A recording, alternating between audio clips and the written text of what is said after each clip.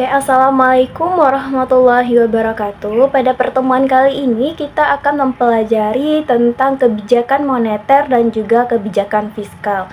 Nah, di sini ada yang tahu apa itu dari pengertian kebijakan moneter.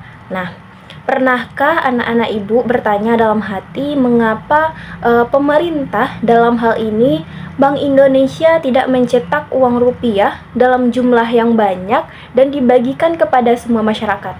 Nah, pernahkah Ananda bertanya mengenai hal ini? Kenapa pemerintah tidak mencetak uang dengan jumlah yang banyak dan dibagikan kepada masyarakat? Nah, dengan demikian masalah kemiskinan bisa segera diselesaikan. Nah, itu pendapat dari Ananda. Nah, dalam hal ini tentu saja Bank Indonesia tidak bisa sembarangan mencetak uang dengan jumlah yang banyak dan tak terbatas. Nah, mengapa demikian? Apabila jumlah uang yang dicetak dan diedarkan oleh pemerintah terlalu banyak, tidak baik untuk perekonomian. Nah, hal ini karena dapat menurunkan nilai mata uang yang pada akhirnya dapat menimbulkan inflasi. Nah, demikian pula sebaliknya, jika pemerintah mencetak uang terlalu sedikit, juga tidak baik untuk perekonomian. Nah, hal ini bisa menyebabkan terganggunya proses pembangunan. Kemudian masyarakat juga sulit untuk mendapatkan uang dari pekerjaan, serta daya beli yang rendah. Kemudian pengusaha bisa gulung tikar dan pada akhirnya bisa menyebabkan krisis perekonomian. Nah, untuk itu pemerintah dalam hal ini, Bank Indonesia harus bisa mencetak dan mengedarkan uang dengan jumlah yang tepat. Nah, kebijakan yang mengatur jumlah uang yang beredar di masyarakat inilah yang dimaksud dengan kebijakan moneter. Jadi, kebijakan moneter itu adalah kebijakan pemerintah melalui bank sentral sebagai pemegang otoritas moneter untuk mengendalikan jumlah uang yang beredar dalam rangka mencapai kestabilan ekonomi. Nah, ini adalah pengertian dari kebijakan moneter. Nah, selanjutnya tujuan dari kebijakan moneter. Nah, tadi sudah disampaikan bahwa kebijakan moneter itu adalah kebijakan pemerintah melalui bank sentral sebagai pemegang otoritas moneter untuk mengendalikan jumlah uang yang beredar dalam rangka mencapai kestabilan ekonomi. Nah, tujuan dari kebijakan moneter itu sendiri yang pertama adalah menjaga stabilitas ekonomi. Nah, jalannya roda perekonomian akan terganggu jika jumlah uang yang beredar melebihi atau lebih sedikit dari jumlah barang dan jasa yang beredar. Nah, hal ini karena bisa mengakibatkan terjadinya inflasi atau deflasi. Nah, untuk itu kebijakan moneter sangat diperlukan untuk menjaga stabilitas ekonomi yang selalu mengupayakan jumlah uang yang beredar seimbang dengan jumlah barang dan jasa. Nah, tujuan yang kedua yaitu menjaga stabilitas harga. Nah, tinggi rendahnya harga barang dan jasa sangat mempengaruhi jalannya perekonomian. Nah, harga yang tinggi bisa mengakibatkan turunnya permintaan. Nah, turunnya permintaan mengakibatkan turunnya produktivitas dunia usaha. Nah, oleh karena itu, pemerintah perlu menjaga kestabilan harga barang dan jasa dengan menggunakan kebijakan moneter. Nah, jika harga terlalu tinggi, pemerintah bisa mengurangi jumlah uang yang beredar di masyarakat. Demikian pula sebaliknya. Kemudian, tujuan yang ketiga yaitu meningkatkan kesempatan kerja. Nah, dengan menerapkan kebijakan moneter, yaitu dengan mengatur jumlah uang yang beredar di masyarakat, maka perekonomian akan menjadi stabil. Nah, perekonomian yang stabil akan mendorong dunia usaha untuk melakukan investasi baru yang pada akhirnya dapat menyerap tenaga kerja dan meningkatkan kesempatan kerja. Nah, tujuan yang keempat yaitu memperbaiki posisi neraca perdagangan dan neraca pembayaran. Nah, salah satu kebijakan moneter yang dapat diambil yaitu dengan menjalankan kebijakan devaluasi atau menurunkan nilai mata uang dalam negeri terhadap mata uang asing.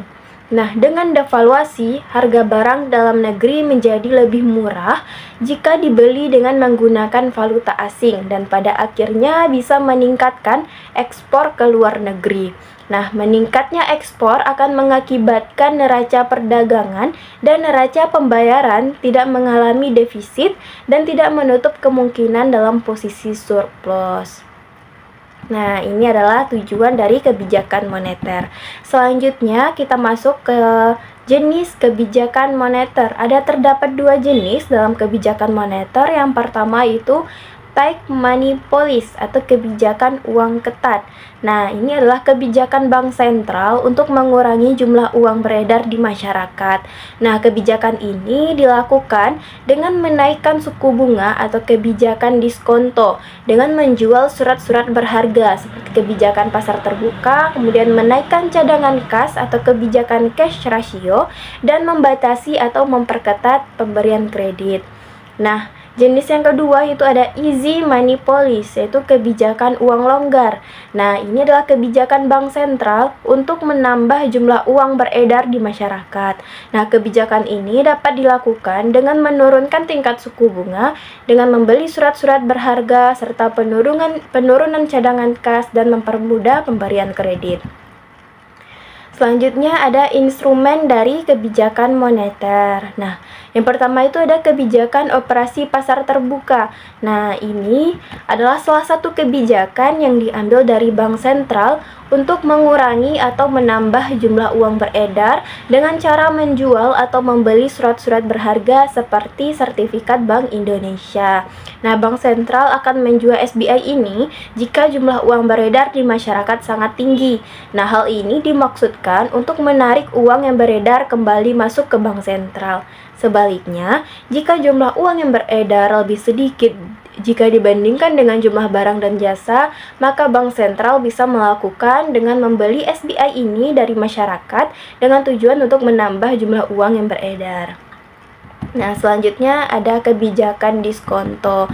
Nah, ini adalah kebijakan bank sentral untuk mengatur jumlah uang yang beredar di masyarakat dengan mengubah, menaikkan, atau menurunkan tingkat suku bunga bank umum.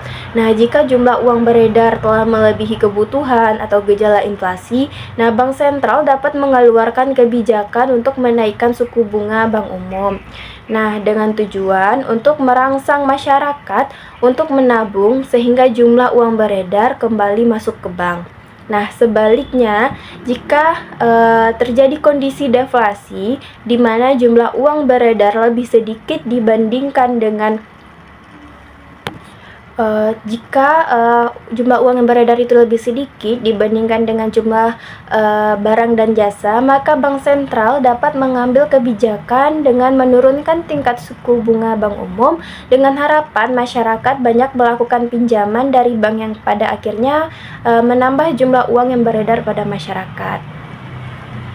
Selanjutnya yaitu ada kebijakan cadangan kas di bank. Nah, ini adalah kebijakan bank sentral untuk mengatur jumlah uang yang beredar di masyarakat dengan menaikkan atau menurunkan jumlah cadangan kas minimum yang ada di bank. Selanjutnya ada kebijakan kredit selektif. Kebijakan ini dapat diambil oleh bank sentral pada saat ekonomi sedang mengalami gejala inflasi. Nah, kebijakan ini dilakukan dengan memperketat syarat-syarat pemberian kredit kepada masyarakat atau yang sering disebut dengan syarat 5C, yaitu karakter, capacity, collateral, capital, and condition. Selanjutnya ada kebijakan dorongan moral. Nah, bank sentral dapat mempengaruhi jumlah uang beredar dengan berbagai pengumuman, pidato, dan edaran yang ditujukan kepada bank umum dan pelaku moneter lainnya. Isinya dapat berupa ajakan ataupun larangan untuk menahan atau melepaskan pinjaman dan tabungan.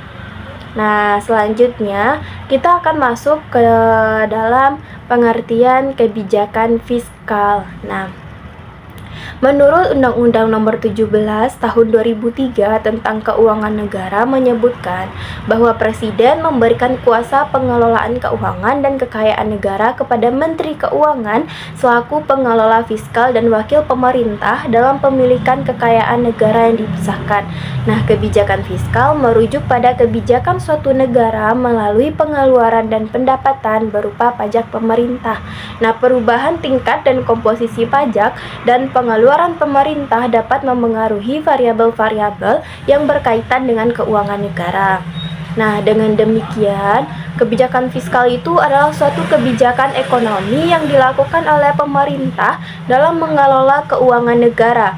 Nah, kebijakan fiskal terbatas pada sumber-sumber penerimaan dan alokasi pengeluaran negara yang tercantum dalam APBN, dan semua itu untuk mengarahkan kondisi perekonomian menjadi lebih baik. Nah, selanjutnya adalah peran kebijakan fiskal. Nah, pada kenyataannya, transaksi dan volume pengeluaran negara cenderung lebih cepat dibandingkan dengan meningkatnya pendapatan nasional. Dengan demikian, peranan kebijakan fiskal pemerintah adalah turut menentukan tingkat pendapatan nasional yang lebih besar. Nah, adapun tujuan dari kebijakan fiskal adalah yang pertama, memperbaiki keadaan perekonomian. Nah, hal ini dapat dilakukan dengan mengatur tingkat konsumsi pemerintah, jumlah transfer pemerintah, dan jumlah pajak yang diterima sehingga dapat memengaruhi tingkat pendapatan nasional. Selanjutnya, ada meningkatkan kesempatan kerja. Nah, implementasinya adalah dengan menggerakkan pos penerimaan dan pengeluaran dalam anggaran pendapatan dan belanja negara atau APBN. Nah, tujuan dari semua itu adalah untuk meningkatkan laju investasi untuk meningkatkan output nasional yang pada akhirnya dapat menyerap kesempatan kerja.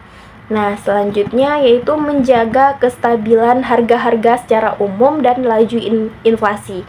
Nah, implementasi dan kebijakan inilah dengan menetapkan pajak langsung progresif dan pajak komoditas dengan harapan dapat menjaga stabilitas harga dan dapat menekan laju inflasi yang timbul di masyarakat. Dan terakhir yaitu meningkatkan distribusi pendapatan nasional. Nah, implementasi dari kebijakan ini untuk meningkatkan pendapatan nyata masyarakat, dan semua ini dapat tercipta apabila investasi dari pemerintah dalam pembangunan dapat dilakukan secara merata dan berimbang pada berbagai sektor dan seluruh wilayah negara. Oke, selanjutnya kita akan masuk ke tahap instrumen kebijakan fiskal. Nah, terdapat 3 instrumen kebijakan fiskal yang diterapkan oleh pemerintah. Yang pertama yaitu ada sistem perpajakan. Nah, dengan menaikkan tarif pajak, pemerintah bermaksud memperkuat kas pemerintah dan dapat memperbesar pengeluaran yang bersifat umum. Nah, sebaliknya, pemerintah juga bisa mengurangi tarif pajak, di mana pemerintah bermaksud memberi kesempatan perusahaan untuk berinvestasi sekaligus meningkatkan konsumsi. Yang kedua ada politik anggaran. Nah, yang kedua itu ada politik anggaran. Nah, pemerintah dapat menjalankan politik anggaran, baik anggaran berimbang maupun anggaran tidak berimbang. Nah, jika pemerintah menempuh anggaran berimbang, sisi pengeluaran dalam APBN direncanakan sama dengan sisi penerimaan. Tidak ada petunjuk dalam kondisi ekonomi seperti apa politik anggaran berimbang ditempuh oleh pemerintah. Namun, bila pemerintah memilih anggaran berimbang, terdapat 2 hal yang paling pokok yang ingin dicapai, yaitu peningkatan disiplin dan kepastian anggaran. Nah, sedangkan anggaran tidak berimbang dapat dibagi lagi atas anggaran defisit dan anggaran surplus. Nah, anggaran defisit adalah anggaran yang lebih besar sisi pengeluaran daripada sisi penerimaan. Nah, dan anggaran defisit ini dipilih jika pemerintah ingin mengejar pertumbuhan ekonomi. Nah, anggaran surplus adalah kebalikan dari anggaran defisit, di mana sisi penerimaan lebih besar daripada sisi pengeluaran. Nah, anggaran surplus dilakukan pemerintah untuk menekan laju inflasi di masyarakat karena kelebihan jumlah uang yang beredar. Oke, selanjutnya ada pinjaman pemerintah. Nah, dalam kondisi tertentu, terutama pemerintah mengutamakan mengejar tingkat pertumbuhan perekonomian, maka pemerintah dapat melakukan pinjaman pemerintah dengan menjual surat utang negara. Nah, kebijakan ini diambil dengan tujuan untuk membiayai pengeluaran pemerintah dan sekaligus bisa menekan laju inflasi di masyarakat.